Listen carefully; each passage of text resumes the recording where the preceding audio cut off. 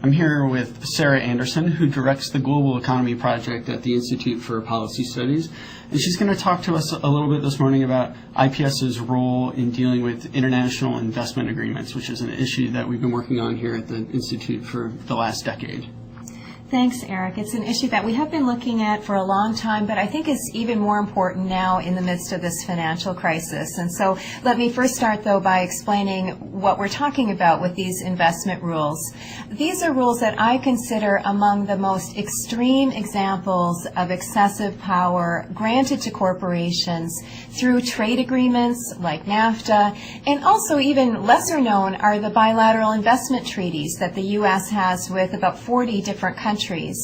And why I think these rules are so outrageous is they allow private foreign investors to sue governments directly, so to bypass domestic courts and bring claims for compensation to international tribunals. The main one is associated with the World Bank. And they can sue over a lot of different things, but probably the most controversial is they can sue over government actions that diminish the value of an investment. And this can include even public interest regulations. And so there have been several cases against the United States over environmental laws. Canada had to repeal a public health law in the face of one of these NAFTA investor lawsuits. Mexico had to pay off a U.S. company that wanted to build a hazardous waste treatment facility in an environmentally sensitive area. And so these kinds of cases have been controversial for a long time. But now in the middle of the financial crisis, I think it's even more important to be looking at them because they also restrict a lot of the types of actions governments could take to respond to financial crisis and volatility. And I'll just focus in on one, which is they restrict the ability of governments to use capital controls. This is a policy tool that has been used effectively by many governments to both prevent financial volatility and to reduce financial crisis and the burdens of crisis, especially back about 10 years ago during the Asian financial crisis. Malaysia, Chile, other countries managed to reduce the burden of that crisis by using capital controls to slow or to prevent rapid capital flight. And since that crisis, there's been a real shift in thinking on capital controls. The IMF has abandoned their blanket opposition to capital controls. And in fact, in the current crisis, they're actually advising some governments to either put in place capital controls or strengthen their capital controls. And there's really become quite a growing consensus among prominent economists saying that governments should have the right to use capital controls. Everybody from staunch free traders like Jagdish Bhagwati at Harvard to Nobel Prize winners like Joseph Stiglitz and Paul Krugman, our new member of the Federal Reserve Board here in the U.S., Daniel Tarullo. All of these prominent economists have been saying that, capital controls, they don't work in every single situation, but certainly they are a responsible tool that government should have the authority to use. But in the meanwhile, we have all of these U.S. agreements that restrict the power of governments to use capital controls. So if we see this shift in the IMF and with these other, prominent thinkers on global economy issues, what's the resistance? Why hasn't the U.S. taken the steps to kind of free us from some of these shackles? Well, there's very strong support for these rules from the large corporations that really benefit from having the power to bring these cases.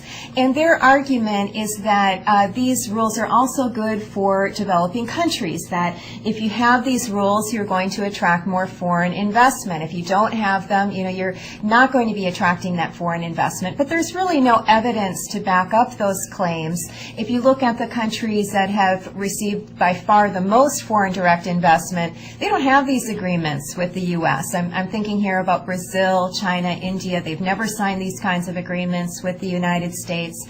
And there is really a growing backlash, I would say, particularly in South America, where a lot of countries have been hard hit by these cases. There's Argentina, which has had more than 40 cases against them, and many of those were in response to actions the government took during their financial crisis in 2001 aimed at lessening the burden on ordinary people.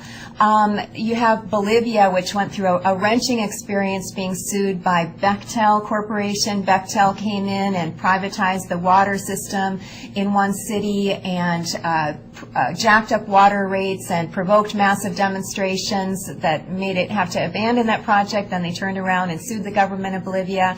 Ecuador has also had a number of cases, and those governments are starting to challenge these rules. Both Bolivia and Ecuador are withdrawing from the World Bank associated arbitration court that handles these cases, and their new constitutions say they need to renegotiate their bilateral investment treaties. And so in South America, it's really a hot issue, but also here in the U.S., you've had fair trade coalitions for many years opposed to these rules, state and local legislators, and now here in Washington as well, more policymakers are starting to understand how these rules are a threat to democracy.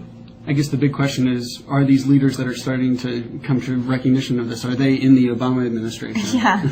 Well, during the campaign, Barack Obama made several important statements about these rules and his commitment to changing these rules. For example, he said he would significantly curtail the power of corporations to file such suits over any kind of public interest regulations.